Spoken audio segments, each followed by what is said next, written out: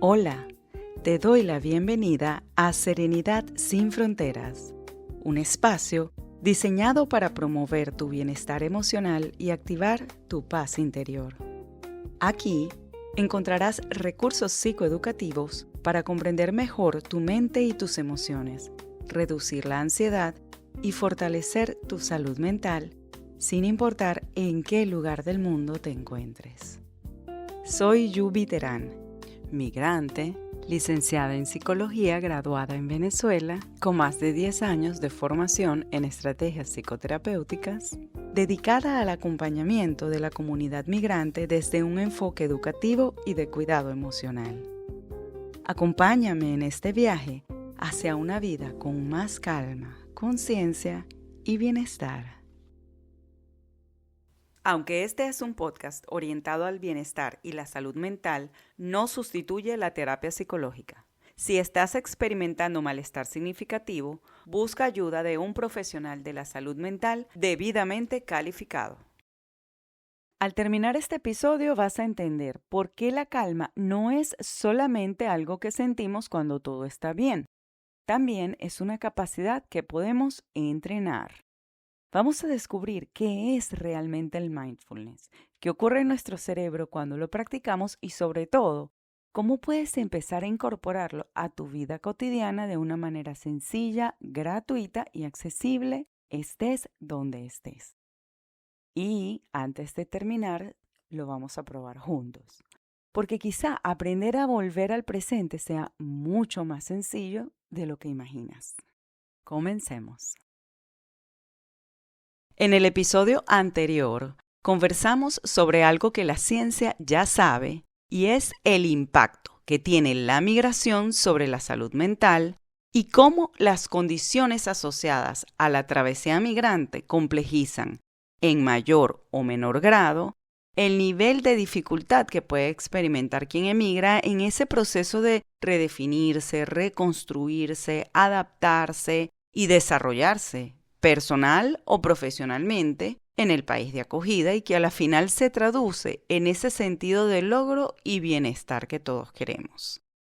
Pero la ciencia sabe algo más, que hay herramientas que funcionan y que son accesibles incluso para quienes no tienen un seguro médico con cobertura de salud mental, los recursos monetarios para costear una sesión de psicoterapia e incluso en ocasiones enfrentan barreras del idioma, como generalmente ocurre durante los primeros meses o los primeros años después de emigrar. ¿Qué dice la ciencia sobre migrantes y refugiados? Una revisión de 21 estudios publicada en el año 2025 encontró que las intervenciones basadas en mindfulness mejoraron significativamente la salud mental de migrantes y refugiados. Entre los hallazgos de esta investigación está el hecho de que se comprobó la efectividad de las intervenciones basadas en mindfulness en poblaciones migrantes de distintas edades, géneros, nacionalidades, pero además en países de acogida tan diversos como países ubicados en Europa, América, Asia y Australia, con datos que comprueban una reducción significativa de síntomas asociados al trastorno de estrés postraumático, depresión y ansiedad muy comunes en la comunidad migrante, como ya he señalado anteriormente. Encuentro aún más interesante que según este estudio se ha comprobado que el mindfulness promueve la resiliencia, la autocompasión y la regulación emocional, incluso en algunos casos favorece la intención de emprender y establecer nuevas conexiones sociales. Si eres de esas personas curiosas, en la sección de recursos de este episodio, te agrego el link donde podrás acceder a este estudio tan interesante y que llamó tanto mi atención. Y esto es solo el comienzo, porque los beneficios del mindfulness no se quedan en la mente, llegan también al cuerpo, lo cual a mí me parece especialmente importante precisamente para quienes viven en contextos donde el acceso a la atención médica es limitado. Según la Asociación Americana del Corazón, hay evidencia sólida sobre la influencia del mindfulness en la salud física, como por ejemplo en la reducción de la inflamación, el fortalecimiento del sistema inmune, el control de la respuesta al dolor y la mejora del sueño. Los estudios sobre mindfulness e insomnio muestran mejoras consistentes, no tanto en la cantidad de horas de sueño, sino en la calidad. El tiempo para quedarse dormido se reduce, los despertares nocturnos disminuyen y la sensación de haber descansado al despertar mejora. Y eso no tiene precio. Todo esto para mí tiene muchísimo sentido, porque además sabemos que el insomnio del migrante muchísimas veces está alimentado por esa espiral de rumiación y ansiedad constante, y en eso precisamente se enfoca el mindfulness. En otras palabras, una práctica gratuita que cabe en 5 minutos de tu día y que puede tener un efecto que va desde tu estado de ánimo hasta tu corazón y tu sistema de defensas. No está nada mal para algo que solo requiere que respires con atención. El mindfulness es entonces esa herramienta accesible con potencial para impactar desde la salud mental, disminuyendo síntomas de patologías como trastorno de estrés postraumático, depresión y ansiedad, hasta promover la movilidad social y el emprendimiento, y con esa capacidad de generar un impacto que va más allá del bienestar de una persona para convertirse en un elemento de cambio para comunidades enteras. Y es que no sé si tú sabías, pero según el Informe Mundial sobre Migración de la ONU, los migrantes tienden a ser más emprendedores que las personas locales. Piensa en el frutero de la calle o en el del puesto de comida rápida. A decir verdad, ¿cuántos de esos emprendedores son autóctonos? La realidad es que la mayoría de esos emprendedores están compuestos por población migrante. Y es que la capacidad emprendedora del migrante no se queda allí. Detrás de algunas de las empresas más influyentes del mundo hay una historia de migración.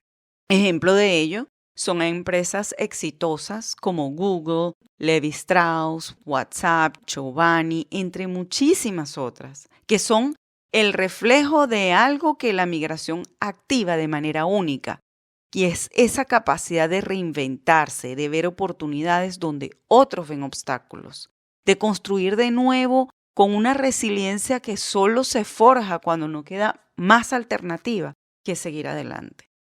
El migrante, por excelencia, tiene el potencial para innovar, crear comunidad y generar impacto social. Si eres migrante, quiero recordarte que lo que tú traes contigo, tu historia, tu cultura, tu mirada distinta del mundo, es un activo, no es una carga. Y el mindfulness precisamente te ayuda a conectar con eso, a ver con claridad lo que eres capaz de construir.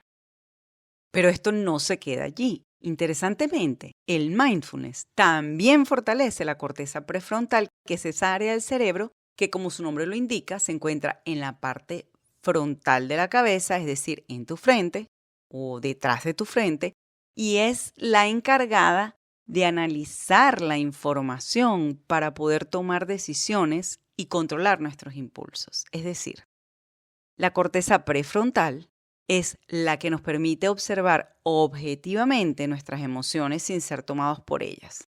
Un ejemplo.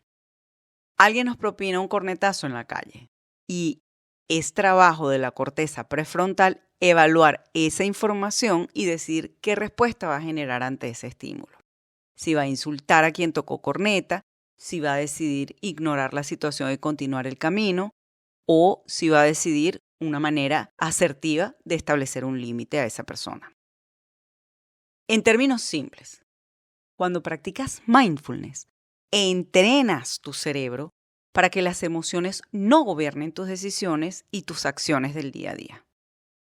Una herramienta muy útil para quien navega la incertidumbre de un proceso migratorio, por cierto. Pero a todas estas, ¿qué es el mindfulness? Comencemos por aclarar qué no es el mindfulness. Mindfulness no es una religión. Aunque las prácticas de mindfulness tienen sus orígenes en religiones orientales, principalmente el hinduismo, el budismo y el yoga, el mindfulness es una práctica científica ampliamente comprobada en la reducción del estrés. Su precursor, Kabat-Zinn, adoptó dichas prácticas eliminando ese componente religioso para hacerlo ampliamente accesible a pacientes de cualquier creencia con un objetivo específico: reducir el dolor y estrés en sus pacientes, poniendo énfasis en la observación consciente de la realidad sin juzgar. A pesar de que el término mindfulness fue acuñado recientemente, la verdad es que los seres humanos lo hemos practicado desde hace miles de años, ya sea en su forma más pura o como parte de una tradición en particular. De hecho, algunos autores critican que las raíces del mindfulness se asocien solo al budismo o al hinduismo, alegando que también posee raíces en el judaísmo, el cristianismo y el islam, pero ya eso es cuestión de otra rama de investigación que se alejaría de esta conversación. La etimología es la disciplina que estudia el origen, la evolución y la historia de las palabras. Conocer el origen de las palabras a mí me facilita la comprensión de ciertos términos. Volviendo al tema que nos ocupa en este episodio, la etimología u origen de la palabra mindfulness proviene de la traducción al inglés del término sati, una palabra en Pali que es un idioma antiguo budista y significa recordar, memoria o atención plena. La palabra sati representa la conciencia constante del momento presente sin juzgar, y es una palabra que fue originada hace aproximadamente 2500 años. Su significado en inglés sería mind, que traduce mente, full, que traduce lleno, y ness, que es un sufijo de estado, literalmente mente llena o plenitud de conciencia. En 1979, Kabat-Zinn fundó el Centro de Mindfulness en la Facultad de Medicina de la Universidad de Massachusetts y el Instituto Oasis para la educación y formación profesional basada en el mindfulness. Fue allí donde desarrolló su programa de reducción del estrés basado en mindfulness, o MBSR por sus siglas en inglés, un programa de 8 semanas destinado a reducir el estrés. Y este programa, MBSR, a su vez, sirvió de inspiración para otro programa de terapia basado en la atención plena, que se llama la terapia cognitiva basada en atención plena, o MBCT por sus siglas en inglés. Esta última terapia está dirigida más especialmente al tratamiento del trastorno depresivo mayor. Hoy en día, el mindfulness o atención plena desempeña un papel importantísimo en el campo general de la psicología y muy especialmente en el campo de la psicología positiva, que es una de las corrientes más recientes. El mindfulness puede manifestarse de muchas formas diferentes. En una práctica de yoga que incorpore la atención plena, en sesiones de meditación o en algo tan sencillo como practicar la atención plena durante las actividades del día a día, como por ejemplo lavar los platos o comer. Esta característica del mindfulness de centrar su atención en el tiempo presente es, a mi juicio, particularmente clave y eficaz para los retos que enfrenta la mente del migrante en las primeras de cambio. Tanto desde el punto de vista profesional como en la experiencia personal, yo he tenido la oportunidad de constatar cómo la mente del migrante suele ir y venir constantemente entre la añoranza del pasado que dejó atrás y la ansiedad frente a la incertidumbre de un futuro que desconoce. Y se debate mucho en esa dualidad pasado, futuro, como especie de un péndulo que va de un extremo al otro, con muy poco espacio para conectar con el presente. Aún más, si le sumamos el componente extra, por ejemplo, de la culpa, que en episodios anteriores hemos mencionado como un elemento que puede aparecer en el duelo migratorio. Independientemente de quién tú seas, de cuál sea el nivel de precariedad que tengas en la actualidad o de cómo sea tu día a día, lo más probable es que exista una práctica de mindfulness que pueda adaptarse a tu estilo de vida. Y esa versatilidad es lo que hace que sea accesible a todo aquel que esté dispuesto a aprender y a dedicarle un poco de tiempo para entrenar ese músculo o esa capacidad de volver a la hora. Ahora la pregunta sería, como diría un venezolano, ¿y con qué se come eso? A continuación, te comparto una serie de principios básicos o tips para la práctica del mindfulness. Primero, la constancia vale más que la duración.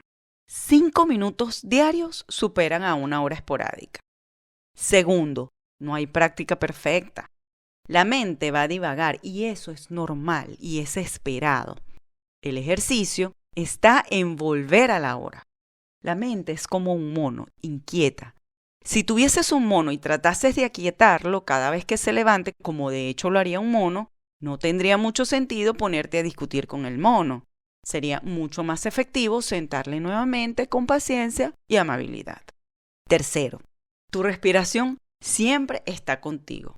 La respiración es el ancla más accesible en cualquier lugar, sin necesidad de emplear ningún otro recurso. Ahí no vas a necesitar gastar dinero ni cargar contigo, qué sé yo, pinturas, una pesa, un aparato masajeador, no. Simplemente respirar y eso no cuesta nada.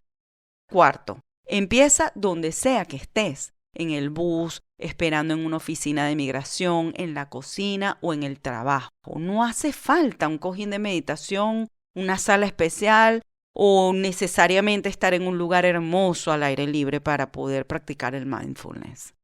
Quinto, la autocompasión es parte del proceso y esto es especialmente relevante para quien carga con culpa, nostalgia o sensación de fracaso.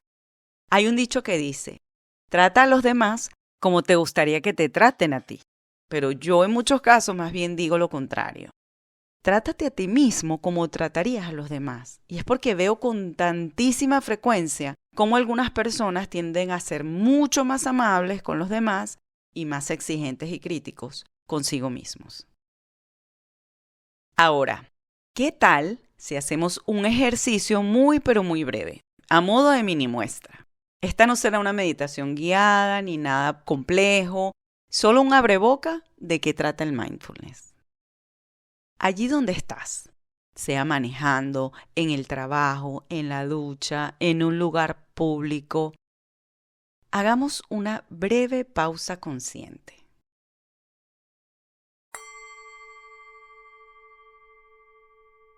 Toma una respiración profunda. Mientras respiras, toma conciencia de la temperatura del aire que entra por tu nariz. Presta atención y observa si hay algún cambio en la temperatura del aire cuando sale por tu nariz. Si las condiciones te lo permiten y así lo deseas, puedes cerrar los ojos. Haz 5 respiraciones conscientes, prestando atención a la temperatura del aire cuando entra por tu nariz y la temperatura del aire cuando sale por tu nariz. No necesitas cambiar la manera en que respiras, ni mucho menos forzarla. Solo observa el proceso. Inhala. Exhala. Solo 5 respiraciones conscientes.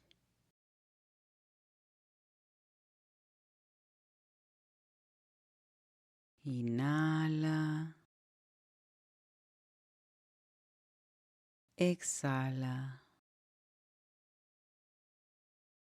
Inhala. Exhala.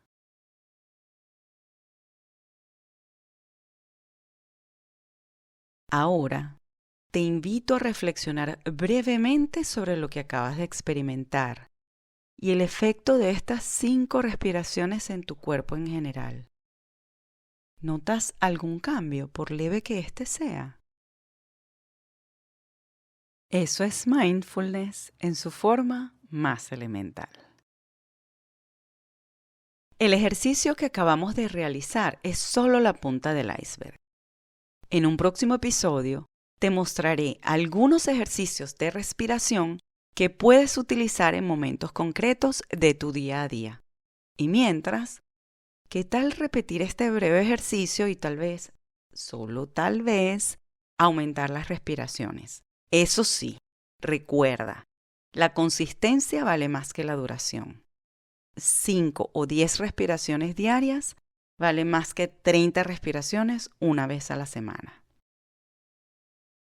Para cerrar, quiero dejarte con las palabras de Thich Nhat Hanh. Él es un monje budista vietnamita que conoció el exilio de primera mano. Camina como si estuvieras besando la tierra con tus pies. Donde sea que te encuentres hoy, recuerda que esa tierra que pisas también puede ser tu hogar. Te invito a seguirme, a activar las notificaciones y compartir este espacio con cualquier persona de habla hispana que pueda sacarle provecho sin fronteras.